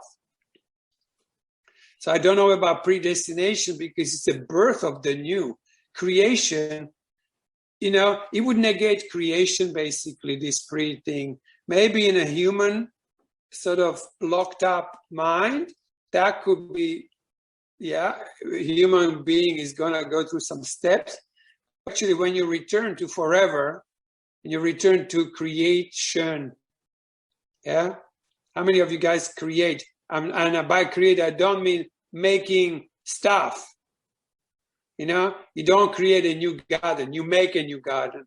Creation is when you step back and the God ignites in you and He shows you creation. The brand new things begin to emerge and occur, which is an inner experience, got nothing to do with outer reality. However, when it vibrates within, you see everything is the same. It's like if I saw you as a human being, then we have that. But if I see you like this, I know who I am, and therefore I know who everyone else is. And we are all equal, and there's no one better or worse, because in creation, there's no such thing as better or worse. There's no levels. We're all the same. But the problem is that we can't feel it, because our feeling bodies are deadened and they stab. Because every time you have a feeling come up and you just go, I don't want to feel this, you just killed your own will. That part of you that can create. Anyone else got something they want to ask? Cole? Yeah, Alison, go ahead. Yeah, I've been doing, in the course, I've been doing rules for decision for a few days. And I noticed a few days ago that when he talks about, think about the kind of day you want, the first time he doesn't say anything about feelings, but the second time he says the feelings you want to have. And that's the point at which it starts to change for me. And I can't believe the amount of resistance I have to doing this section. Right. Like, I have rage come up in me. Yeah. Like, nice. On, and I don't want to do it, and I don't want to do it, and I follow the instructions anyway, and I can't believe the results. But you know what? Get from it. The rage is what arising. Allow the rage to be what it is. Yeah.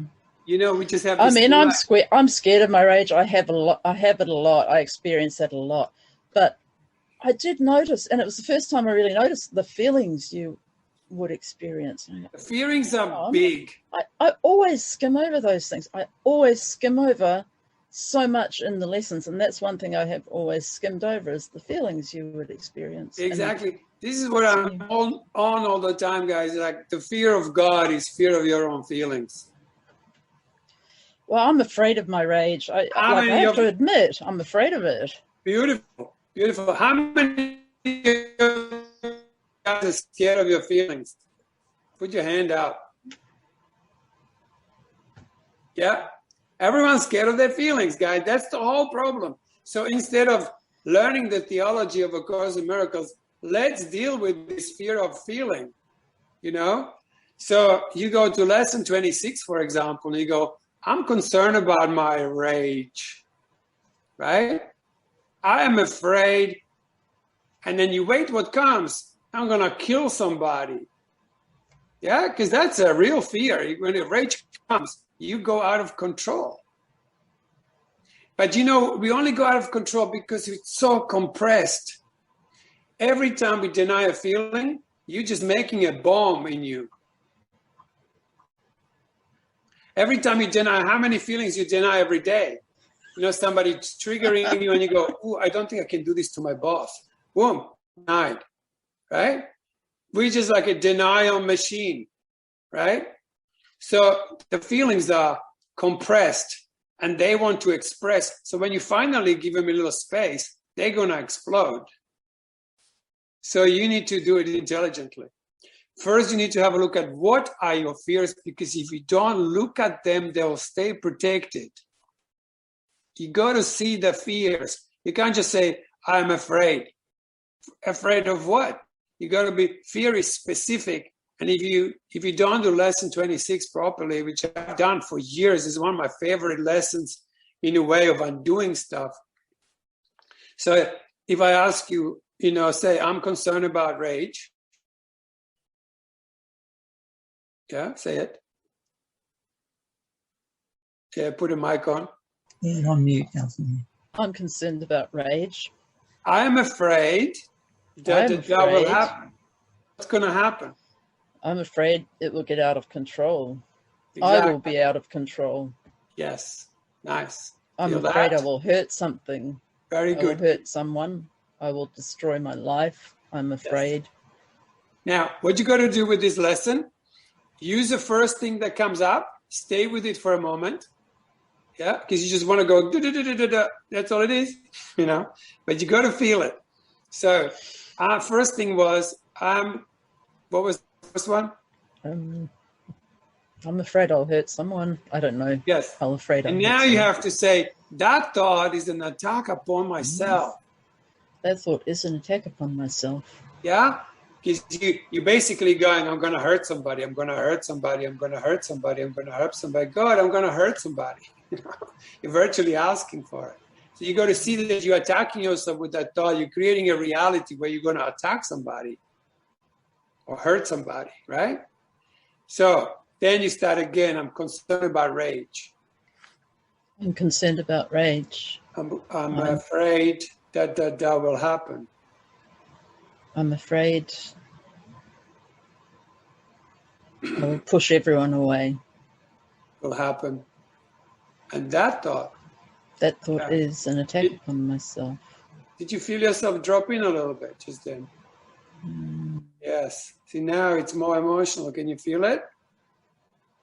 Nice. That's what you want. You want to go, yes, beautiful. That will just unchain you. Because those are held emotions, and now it's time to flow. And if we do this long enough, you'll begin to go to the near life experience, because you will actually look at all the fears. If you don't look at them, they just stay there. So you got to have a look at what is that fear of. And what you come up with, you go, that thought is an attack upon myself. This is creating me to attack the light I am. So do you feel this is more helpful when you do it with someone, or is it just as helpful to do it on your own? You know what? I tell you, whatever you learn on your own, it will increase your personal power and will decrease your dependency on others. You know, when you can't get to the end and you release the last fear and you go and you're back in light. You're like, I did it myself. I undid this. But Jesus trains you, says, hey, I'm just giving you this so you can undo yourself. Yeah? Thanks, Cole. Do you know what? You know what I often do with people? I give them to feel good feelings first. Just let's try this together. You guys open to a little something? Yeah. let's try something really very simple. Can you just feel good? Just say yes. Because your mind comes and goes like, no, I can't feel good. Don't worry. You just say yes. Okay, whatever I say, just say yes for a moment. Okay? Can you allow yourself to feel good just a little bit? Yeah, that's it. But can you allow yourself to feel good a little bit more? Say yes. Because if you say yes, it will begin to happen. When you say, well, I'm not sure, your ego is jumping in and going like, let's stop this because this is looking dangerous, right? And can you allow yourself to feel good a little bit more than that? Say yes. Yes. And are you feeling it, right? You start feeling better. Yeah. And a bit more. And a bit more than that. Hey guys, this is how simple it is. Let me tell you. This is lesson 108 of Course in Miracles. You know, we are giving what we want to have. You know, we're basically offering this feeling. Yes, we are feeling it, right? Now you say, to everyone, I offer this feeling, good feeling. I offer it to my, don't try to go into something, just say yes, yes. Because you can go into like old patterns of how you do lessons or how you do something. Let's not do that. That's what you do. We're doing something else, right? So now, you're feeling good, right? Yes. Can you allow yourself to feel good even more? Say yes. Don't let the ego stop you because the ego wants to go, well, let me see. No, exactly. It's like, no, yes, I'm feeling good, you know? And now you begin to, how many of you guys notice that you're oozing it out? And when it gets enough, you begin to look at you like, you know, is this Penelope like smiling? It's like, right? It's that simple. Now, can you allow it more than that? What do you say? Yes. You don't go into thinking about it because that will drown you. And can you allow it a bit more? Can you feel it in your feet? Yeah, allow it to be felt in your feet and in your legs because that's where we need to get it. We need to get it downstairs, guys. We need to begin to birth. And where are the birth organs? They're that way. We're going to birth a new life. Yeah? We are birthing, feeling good. I do that at school with little kids. They're so good at it that I have to virtually stop them. Otherwise, they would just explode in there. So now let's feel good on steroids, like full on. So good. Yes, yes. That's it. And it's a simple exercise, almost silly. But look what it's doing, yeah? You begin to feel good. When you feel this good, you begin to smile. Everyone's smiling. And if your ego is not rushing in and trying to go like, well, it's not happening for me. No, it's just say yes. And a bit more. And now fill the whole room that you're in with this feeling. Just imagine the feeling has got this thing. It's like, boom, I'm feeling the whole room. And then open your window and let it flood the whole Shire you're in. See, because giving is receiving. The more you give it, the more you have it. The more you have it, the more you give it, right? And you just begin to extend this light because it's extension. It's practicing extension. We're not good at this extension practice. So this is the practice. Give it out. But it has to be felt. So we're not thinking, we're not doing a thought. Jesus says it in the Course. He says, thoughts increase by being shared. But what are we doing right now? We're increasing the thought of good by feeling it, and we're all doing it. Is anybody feeling different?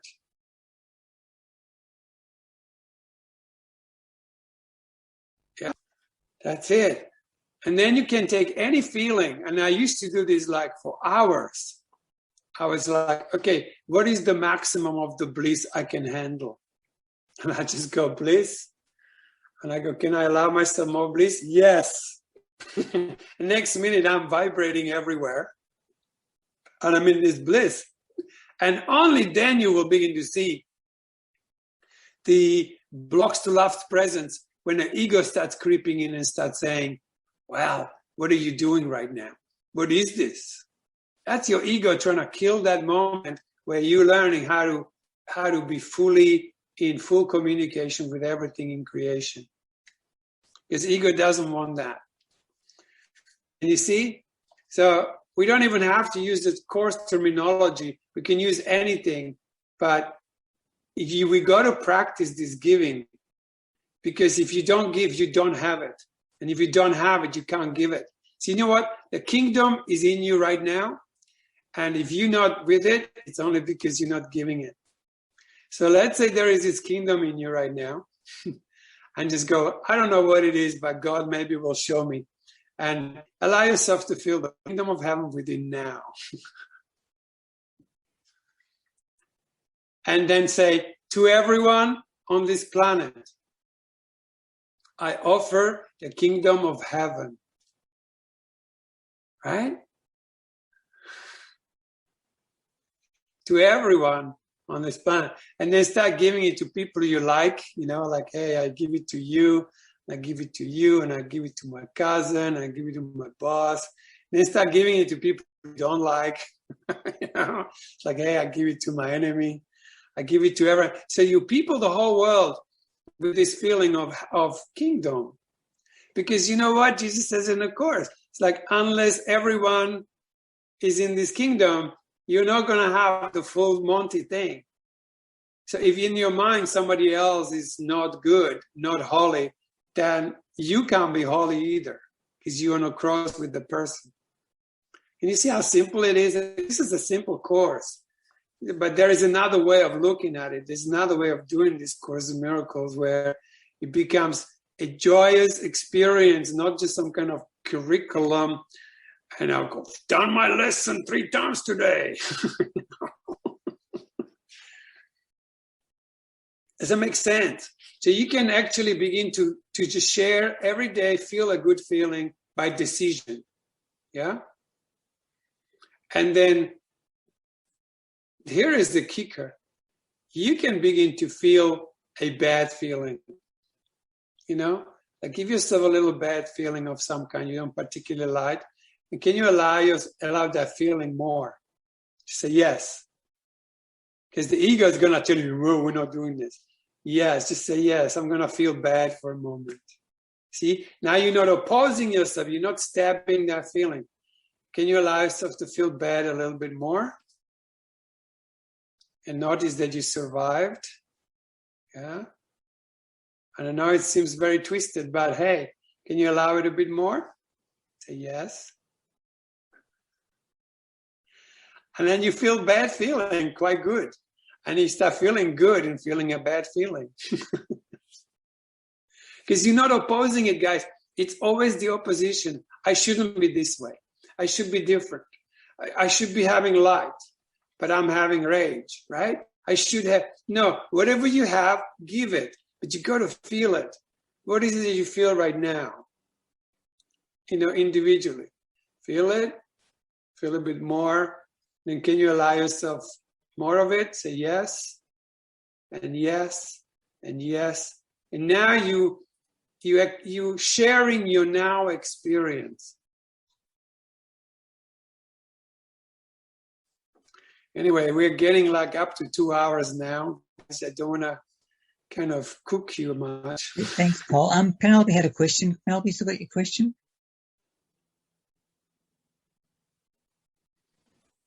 Yeah, I just want to say thank you. I find that I'm like Alison, that I've been, squashing my feelings down. And, when I listened to the recording that Kevin sent me, the thing that came up was, written down, is it? But there's the other thing. Forgotten what I wrote now. And I have a lot of rejection. Rejection came up. Right. So I'm rejecting myself. So that was really good, because now I'm just sitting with that. And just now, this exercise that you got us to do, I noticed that when you said, can you feel good and just say yes, I noticed how difficult that was.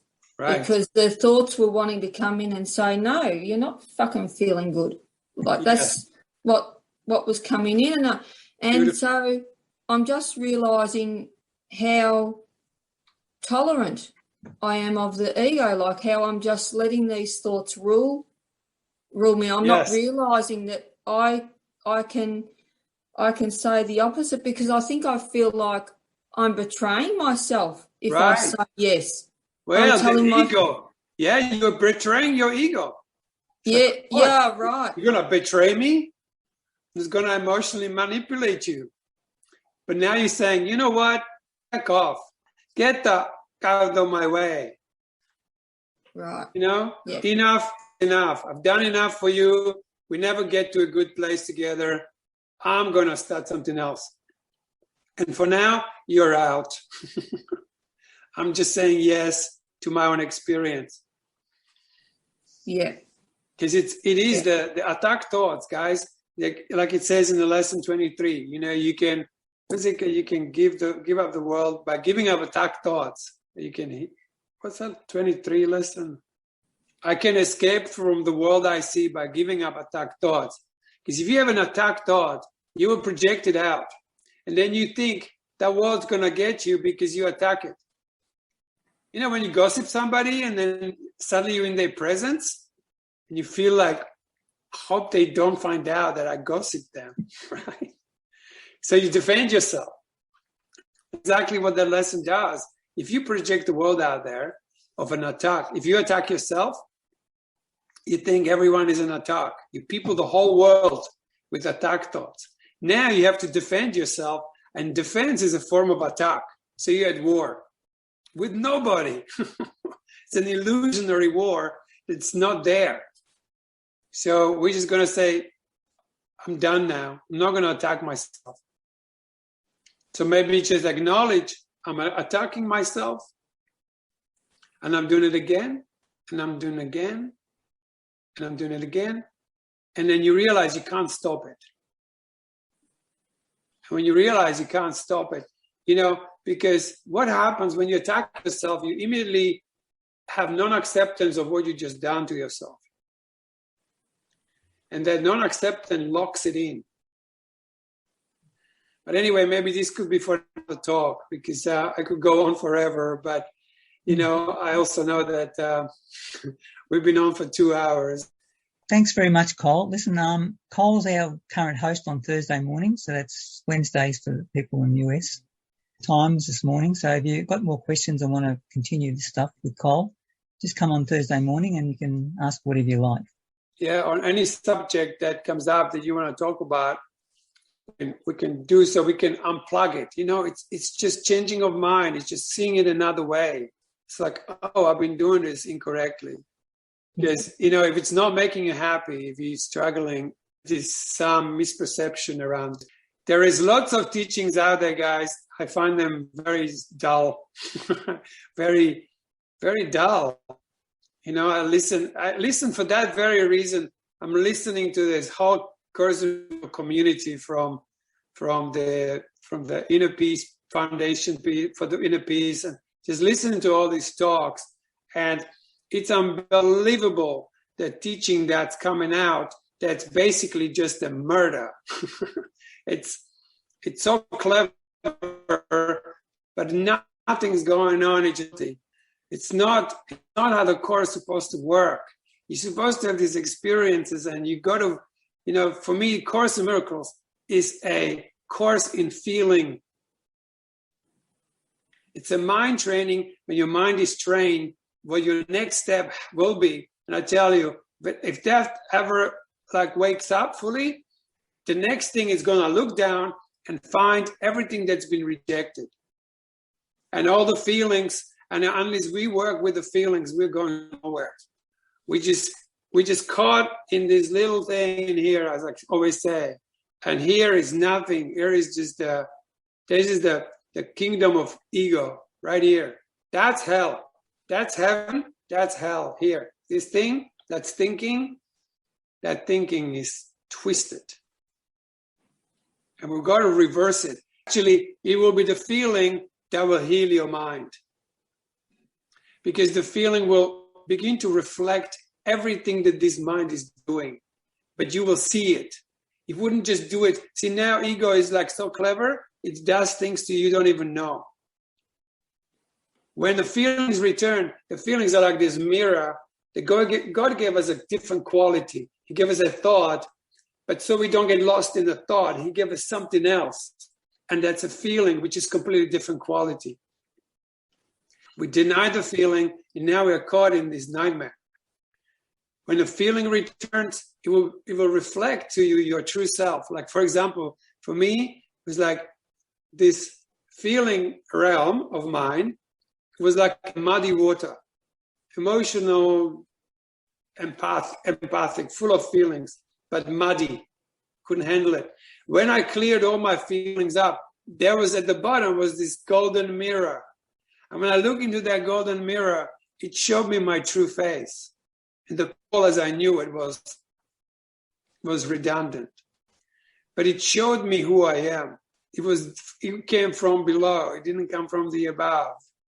Yeah? Because it's reflecting me. Your feelings are always reflecting you. So changing our relationship to our feelings. And I quickly mentioned this because it's the key, guys. If you want to go real fast, use the world to trigger you. What triggers you? Thank you. Now, what feelings does that trigger bring up in me? And how am I relating to this feeling? There is nothing else you need to do for a while. And you will be blown away. Because your immediate vicinity is constantly reflecting your subconscious to you. You don't see it, but the outer reality is triggering that for you.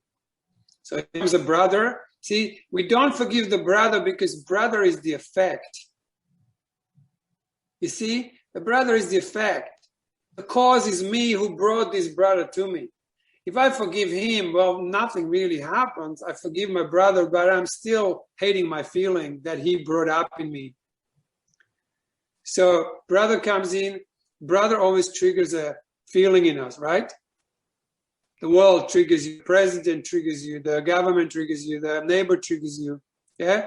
But what's triggered? Your feeling is triggered.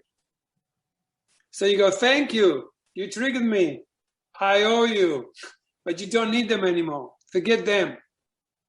And you go, what's that feeling? How am I relating to that feeling? And you will see that your relationship to that feeling is not good, and that feeling is you.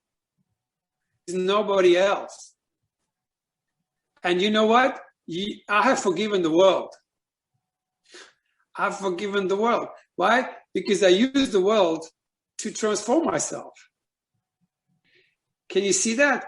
But you got to use the world to trigger you. Then we'll deal with the trigger. You know, it says you're never upset for the reason that you think. Yeah, because you're upset because you're feeling something. It's not what you think. Because you're upset is always a feeling, isn't it? Yeah? It's always a feeling. Oh, I'm triggered. Where is that? Usually down that way. It's not in your head. It's usually down. Now you have a trigger. What's your relationship to the trigger? No good. Yeah? And then this will have to change its mind about how it's relating to these feelings. You get me? That's forgiveness. And suddenly the brother will not show up. You see?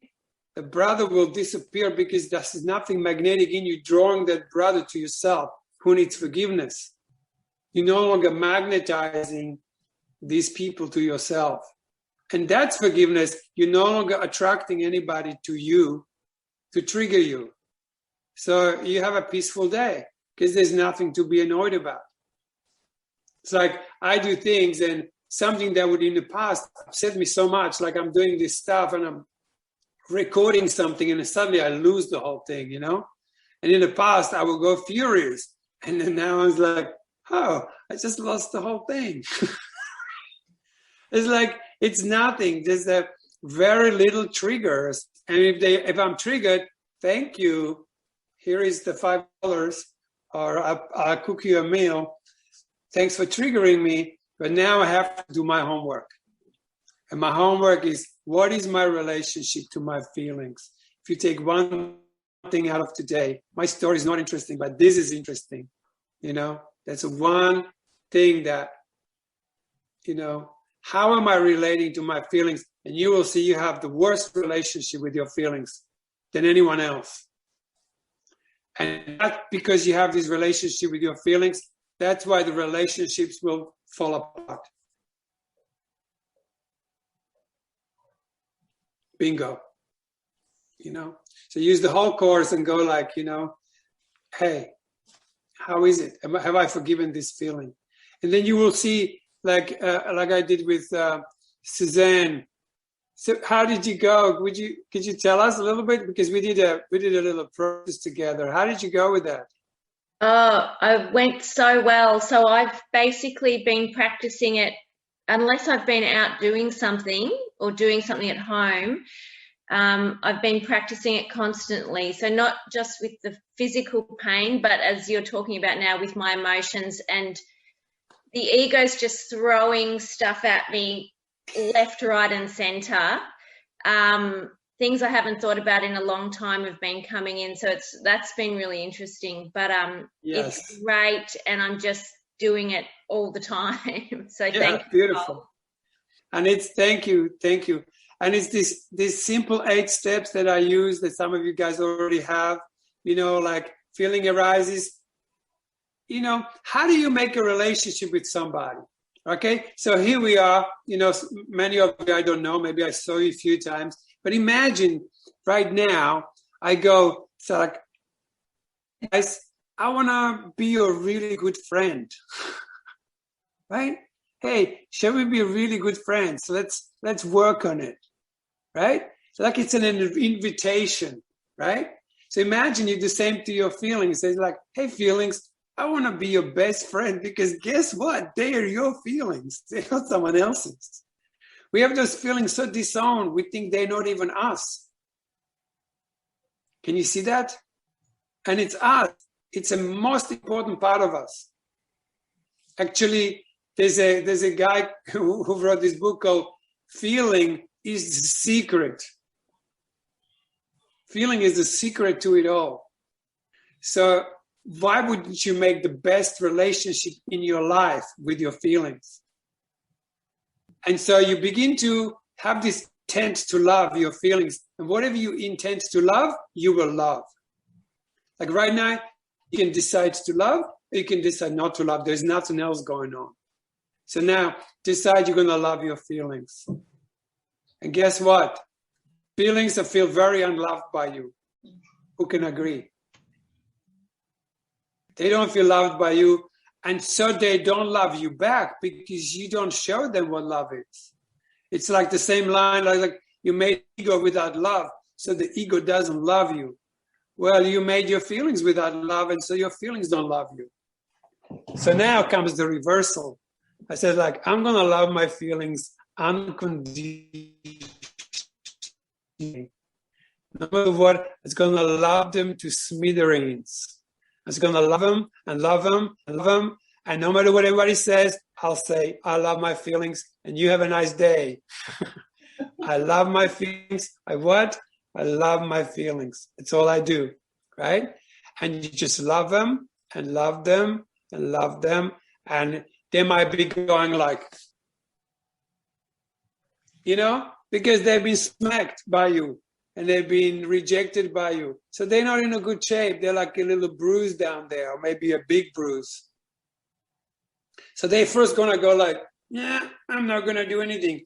And you just love them. And they go, off. And you go, I still love your feelings. And you have a rage come up, and I still love your feelings. And you want to feel like you want to throw up because you feel disgusted.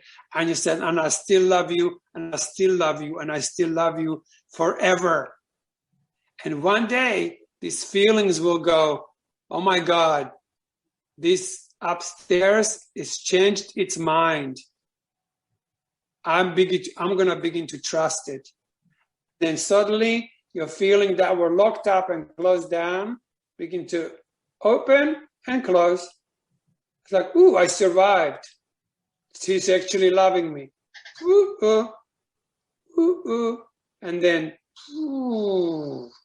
And I tell you, when that happens, send me a postcard from Rome, because you'll be home.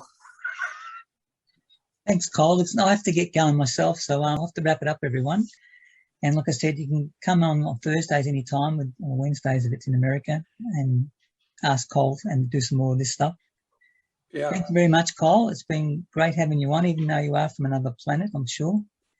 And thanks, everyone, for coming. It's been really good. I am not from another planet. I am right from here, guys. Thank you, darling. Thank you, guys. Thank you so much. It was Thanks, beautiful. everyone. Thanks for being so open and listen. And it was nice and lovely to see your smiling faces, you know.